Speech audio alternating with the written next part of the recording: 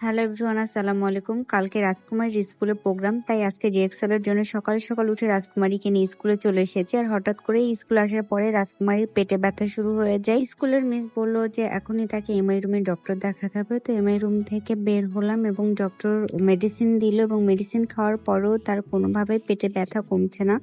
তো বারবার বমি করছিল, এই জন্য আমি অনেক বেশি ভয় পেয়ে যাই যে হঠাৎ করে কেন এত বেশি বমি করছে আর পেটে ব্যথা বলছে।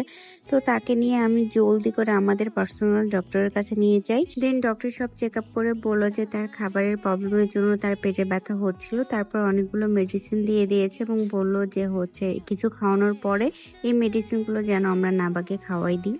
ক্যান্টিনে চলে আসলাম এবং ক্যান্টিনে এসে বলছি যে তুমি কি খাবা বলো। বলে যে চকলেট খাবো। তো যেহেতু পেটে ব্যথা আমি এখন ওকে কিছুতেই চকলেট দিব না। ওকে আমি বললাম যে তাহলে তুমি চিকেন স্যান্ডউইচ খাও, এটা খেয়ে একটু মেডিসিনটা খাও। সে তারপরও খেতে চাচ্ছে না। তো তাকে আমি জোর করে স্যান্ডউইচটা খাওয়ানোর চেষ্টা করছি, কারণ মেডিসিন যেহেতু কিছু খাবার খাওয়ার পরে খাওয়াতে হবে। আর এখানে আমি বিফ তেহরি অর্ডার করেছিলাম, যেহেতু রাজকুমারীর বাবা বিফ তেহরি খাবে। সকাল সকাল তার বিফ তেহরি খেতে ইচ্ছা করেছে, বাট আমার এখন কিছুই খেতে ইচ্ছা করছে না বলে আমি কোনো কিছুই অর্ডার করিনি, কারণ আমি সকালে একদমই খেতে পাই না। তার মধ্যে আমার রাজকুমারী অসুস্থ, এর জন্য আরোই বেশি আমি এখন খেতে পারবো না। দেন তাকে নিয়ে বাসায় চলে আসলাম। ভিডিওটা ভালো লাগলে অবশ্যই লাইক কমেন্ট শেয়ার করে দিবেন।